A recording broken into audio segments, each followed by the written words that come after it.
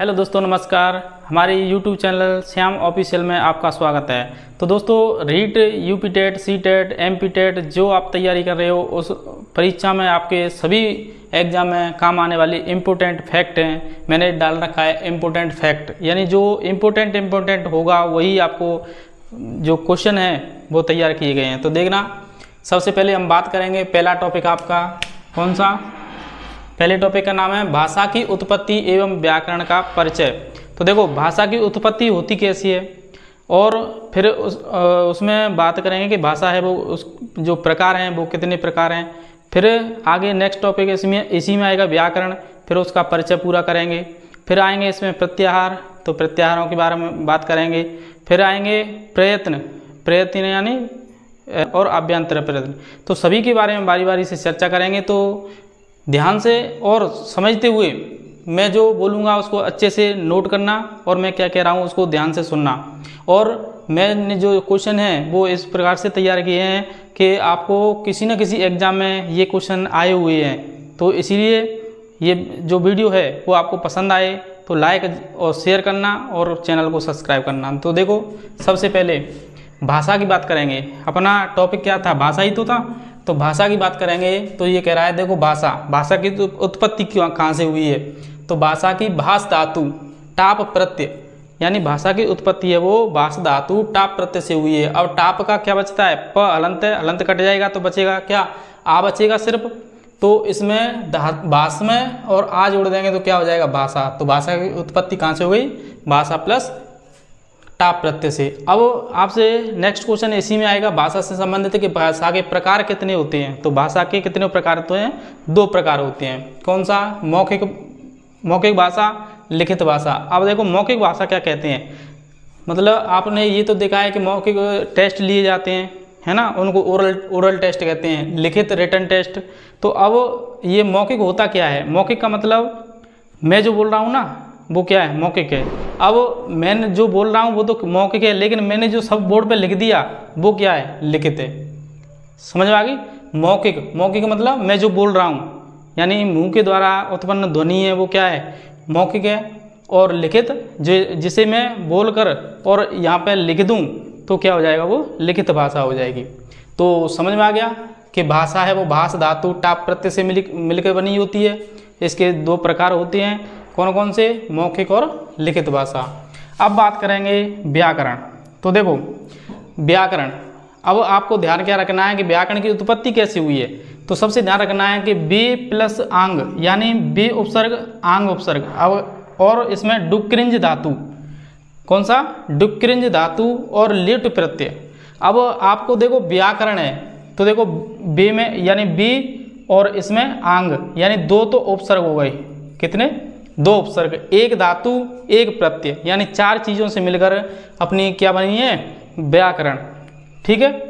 अब देखो, व्याकरण से संबंधित आपके लिए इम्पोर्टेंट क्वेश्चन कौन कौन से हैं? तो देखो, सामान्य रूप से व्याकरण के 2 भाग होते हैं। अगर आपसे पूछे कि सामान्य रूप से व्याकरण के कितने भाग होते हैं, तो 2 होते हैं। कौन कौन से? वैदिक व्याकरण, दूसरी लौकिक व्याकरण। अब देखो, लौकिक व्याकरण का जनक, अगर आपसे ऐसे पूछे कि लौकिक व्याकरण है उनके जनक किसको माना जाता है, तो पाणिनि को। ये ध्यान रखना है आपको, इंपोर्टेंट क्वेश्चन है ये। सेकंड गेट में पूछा था कि लौकिक व्याकरण है उसके जनक कौन है, तो किसको माना जाएगा? पाणिनि को। ठीक है। अब देखो नेक्स्ट, देखो अब ये क्वेश्चन है इंपॉर्टेंट, यहाँ से इंपॉर्टेंट लगा लो, और मैं कहूँ वेरी इंपॉर्टेंट। क्यों? क्योंकि देखो ये आपके लिए, देखो first grade, second grade, REET और सी टेट, इतने पेपरों में आया हुआ क्वेश्चन है। क्यों? क्योंकि ये पाणिनि के अनुसार जो लौकिक शिक्षा थी उसके अनुसार पूछ रहा है कि पाणिनि शिक्षा के अनुसार कुल वर्णों की संख्या पूछे तो कितने बताएंगे? 63 या 64, दोनों, यानी ऑप्शन दे रखे होंगे। अगर 63 और 64 दोनों दे रखे होंगे, दोनों ऐसे आएंगे नहीं, क्योंकि 63 भी होते हैं 64 भी होते हैं, इसमें से एक ऑप्शन आएगा। अब इसी के अनुसार, पाणिनि के अनुसार व्यंजनों की संख्या 33, स्वरों की संख्या 21 या 22, ये ध्यान रखना है। ये भी पूछा गया था, अभी आया था, रीट में आया था कि पाणिनि के अनुसार स्वरों की संख्या कितनी है, तो हमें आंसर करना है 21 या 22। तो तो इसमें से देखो 2 क्वेश्चन तैयार हो गए। एक तो पाणिनि के अनुसार कुल वर्णों की संख्या 63 या 64 और स्वरों की संख्या 21 और 22। अब देखो तो ये 2 हो गए स्वर और कुल वर्णों की संख्या। अब देखो, अब आपसे पूछे कि मूल स्वर कितने होते हैं, तो मूल स्वर होते हैं 5। कौन कौन से? अ, ई, उ, री, ली, ये सब छोटे हैं, इसलिए इनको ह्रस्व कहा जाता है या फिर मूल स्वर कहा जाता है। तो ये हो गए 5। अब आपसे पूछे कि गुरु स्वर, गुरु स्वर कितने होते हैं, तो गुरु स्वर होते हैं आपके 8। इसमें सब बड़े बड़े आएंगे, बड़ा, बड़ी ई, बड़ो ऊ, बड़ी री। अब देखो यहाँ से इम्पोर्टेंट लगाओ इसको, ये इम्पोर्टेंट। एक बार एग्जाम में रीट में 2019 में या 21 में आया था कि ए, ओ और आई, औ ये इनका क्रम पूछा था।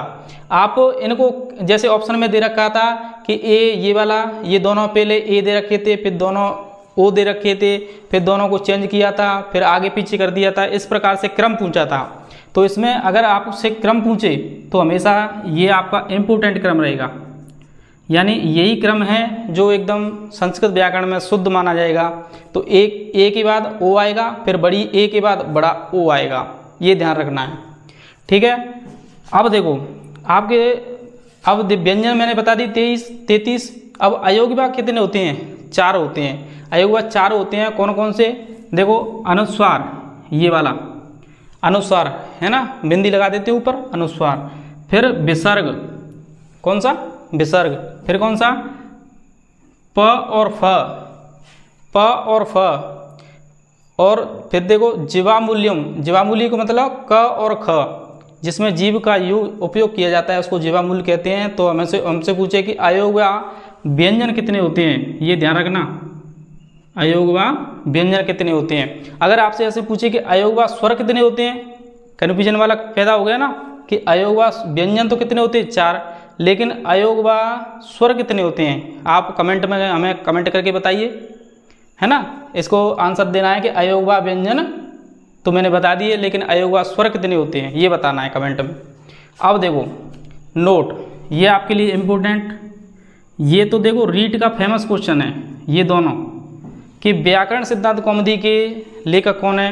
व्याकरण सिद्धांत की कौमुदी के लेखक कौन है? भट्टोजी दीक्षित। अब दूसरे हैं लघु सिद्धांत कौमुदी, लघु सिद्धांत के कौन है? वरदराज, वरदराज, ठीक है। ये दोनों ध्यान रखने हैं, ये दोनों इंपॉर्टेंट है, इसीलिए मैंने नोट डाल के लिखाया है। अब देखो इनमें से एक क्वेश्चन आपको 100% मिलेगा, और मिलता है क्योंकि हर बार कोई ना कोई क्वेश्चन इनमें से आता ही रहता है। किस में से? कि आपसे सबसे पूछे, पहले तो ये पूछेगा कि संस्कृत व्याकरण में मुनि हैं वो कितने हैं? तो त्रय मुनि, संस्कृत व्याकरण में त्रय मुनि। त्रय मुनि में सबसे पहले पाणिनि, फिर कात्यायन और तीसरा पतंजलि। अब इनमें से क्वेश्चन कैसे कैसे आते हैं देखो।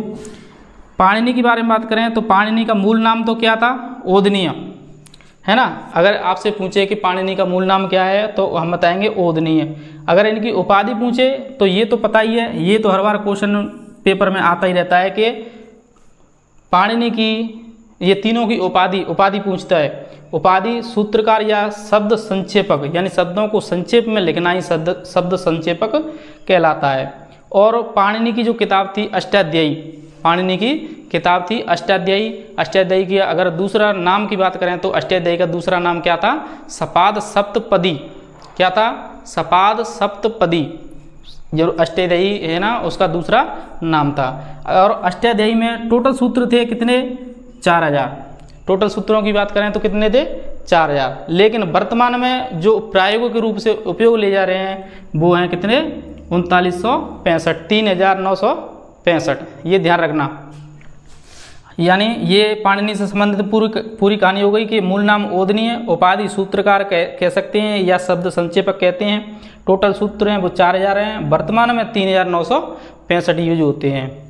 अब बात करेंगे, ये मैंने बता दिया अष्टाध्यायी, दूसरा नाम सपाद सप्तपदी। अब दूसरे मुनि की बात करें कात्यायन। तो देखो कात्यायन से सबसे ज़्यादा पूछा जाने वाला क्वेश्चन है कि कात्यायन की उपाधि कौन सी है, यानी कात्यायन को कहा जाता है तो क्या कहा जाता है? वार्तिकार।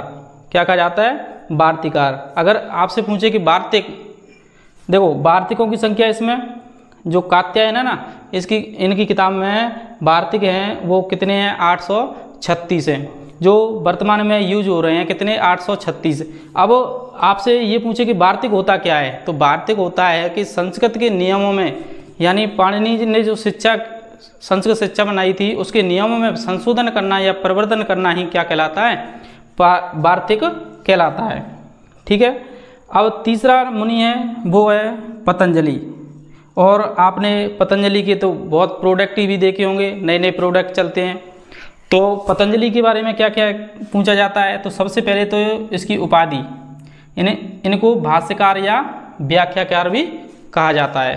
क्या कहा जाता है, भाष्यकार या व्याख्याकार। अब पतंजलि की किताब में 1710 सूत्र थे टोटल, जिसमें से 85 आहनिक वर्तमान में यूज होते हैं। कितने, 85 आहनिक यूज होते हैं। तो देखो सब जो मैंने बताया है वो एकदम इम्पोर्टेंट क्वेश्चन मिले होंगे आपको, और आपको जो मैंने बताया है ये क्वेश्चन आपको कहीं ना कहीं एग्जाम में, अगर आपने REET, UP TET, MP TET या सी टेट दिया होगा तो ये इन क्वेश्चनों में से आपको क्वेश्चन भी देखने को मिले होंगे। और मैंने जो पढ़ाया है वो आपको अच्छा भी लगेगा, और अच्छा लगे तो चैनल को सब्सक्राइब करना ना भूलें और सभी दोस्तों के पास शेयर करें। तो एक बार रिवाइज कर दूं 1 मिनट के अंदर। देखो सबसे पहले भाषा, भाष धातु टाप प्रत्यय से, इसके प्रकार हैं वो 2 प्रकार के होते हैं, मौखिक और मौखिक और लिखित। फिर दूसरा है व्याकरण, व्याकरण है वो बी प्लस आंग यानी 2 उपसर्ग, डुक्रिंज धातु और लिट प्रत्यय से मिलकर बनी होती है। अब पाणिनि शिक्षा के अनुसार कुल वर्णों की संख्या पूछे तो 63 या 64, और व्यंजन पूछे 33, और स्वर पूछे तो पाणिनि के अनुसार कितने, 21 या 22। अब देखो मूल स्वर 5, गुरु स्वर 8, व्यंजन मैंने बता दिए। अयोगवा कितने होते हैं, अयोगवा 4 होते हैं, और अयोगवा स्वर मैंने आपसे पूछा है वो कमेंट में मेरे को करके बताना है। फिर है 2 किताब, व्याकरण सिद्धांत कौमुदी के लेखक भट्टोजी दीक्षित और लघु सिद्धांत कौमुदी के वरदराज। अब बताए थे मैंने 3 मुनि बताए थे, पाणिनि का मूल नाम ओदनीय, जिनकी उपाधि सूत्रकार या शब्द संक्षेपक, टोटल सूत्रों की संख्या 4000, वर्तमान में इतने यूज होते हैं। फिर है कात्यायन, मूल नाम वररुचि, उपाधि वार्तिकार, यानी कात्यायन को वार्तिकार भी कहा जाता है, और वार्तिकों की संख्या 836। अब देखो पतंजलि, नाम अहिक, इनका मूल नाम क्या था, अहिक, और उपाधि है भाष्यकार या व्याख्याकार, इनकी उपाधि भाष्यकार या व्याख्याकार। तो आपसे पूछे कि भाष्यकार है वो किस मुनि को जाना जाता है, तो क्या बताएंगे, पतंजलि को। अब इसमें सूत्रों की संख्या 1710, जिसमें से 85 आहनिक क्या हैं, वर्तमान में उपयोग होते हैं। तो दोस्तों आशा करता हूँ ये अच्छे से आपको समझ में आया होगा।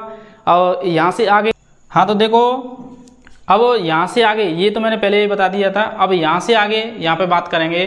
तो देखो क्या कह रहा है, अब हमने बात कर लिया था क्या, त्रिमुनि यानी पाणिनि, कात्यायन, पतंजलि। अब इसके बाद देखेंगे प्रत्याहार, प्रत्याहारों के बारे में जानकारी। देखो प्रत्याहार कराने को तो 44 हैं, उनको सबको लिखा दूं, लेकिन जब तक आपको याद नहीं होंगे और आपको ये नहीं पता चलेगा कि जो प्रश्न हैं वो किस प्रकार से आते हैं, तो कुछ भी नहीं होने वाला। और लिखने को तो किताब पढ़ी हुई है ना, आप पढ़ भी रहे होंगे। तो देखो मैं तो सिर्फ आपके लिए जो एग्जाम में क्वेश्चन पूछे जाते हैं उन क्वेश्चनों की सिर्फ बात करूंगा कि कैसे कैसे क्वेश्चन हैं वो पूछे जाते हैं। तो सबसे पहले मैं बात करता हूं कि प्रत्याहारों से संबंधित क्वेश्चन कैसे बनेंगे, कि निष्कर्षतः प्रत्याहारों की संख्या अगर पूछी जाए तो आपको बतानी है 44 यानी 44। अगर ऐसे पूछे कि पाणिनि के अनुसार प्रत्याहारों की संख्या, पाणिनि के अनुसार प्रत्याहारों की संख्या तो 42, और पाणिनि के अनुसार स्वरों की संख्या 21 से 22, या पाणिनि के अनुसार कुल वर्णों की संख्या 63 या 64 मैंने अभी बताई थी। ठीक है। अब देखो लघु सिद्धांत कौमुदी के अनुसार प्रत्याहारों की संख्या, लघु सिद्धांत कौमुदी के अनुसार प्रत्याहारों की संख्या पूछे, अगर आपसे ऐसे क्वेश्चन आ जाए तो क्या बताना है, 43। अगर ऐसे पूछे कि सिद्धांत कौमुदी के अनुसार प्रत्याहारों की संख्या कितनी होगी, तो 44। तो आपको ये ध्यान रखना है, एक तो सिद्धांत कौमुदी के अनुसार और एक जो सामान्य भाषा में पूछे जाए कि प्रत्याहारों की संख्या कितनी होती है, तो 44 बतानी है। अब देखो ये तो हो गई आपकी प्रत्याहारों से संबंधित बातें। अब बात करेंगे जो मेन टॉपिक अपना वर्ण विचार। तो देखो वर्ण की बात करें तो वर्ण विचार है ना, वर्ण तो वो कितने प्रकार के होते हैं, 2 प्रकार के होते हैं, स्वर और व्यंजन। पूरा एनालिसिस करेंगे, पूरा 360 डिग्री, है ना। अब देखो सबसे पहले इनसे संबंधित छोटे छोटे क्वेश्चनों की बात करते हैं।